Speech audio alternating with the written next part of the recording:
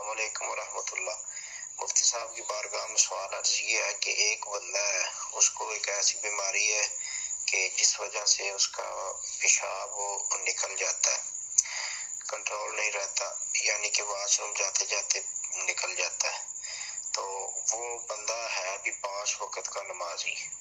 अब ये मुझे फरमाइएगा कि इस सूरत में उसको क्या करना चाहिए कि जब भी उसका पेशाब निकले तो कपड़े चेंज कर ले, या इसकी कोई और सूरत हो सकती है? बराए करम इसके बारे में इरशाद फरमाइएगा। अस्सलाम वालेकुम रहमतुल्लाह। वालेकुम सलाम रहमतुल्लाहि व बरकातुहू। जो सूरत आपने बयान की है ये हालत उज़र में है, यानी वो आदमी उसका पेशाब निकल जाता है तो बार बार ऐसा होता है, तो ये हालत उज़र में है। इसका मसला ये है कि वो वज़ू करे, इस दौरान वो अगर पेशाब निकलने की उसे कोई हरकत ऐसी होती है तो उसका वज़ू नहीं टूटेगा, वो नमाज़ पढ़े, इसी तरह नमाज भी उसकी हो जाएगी।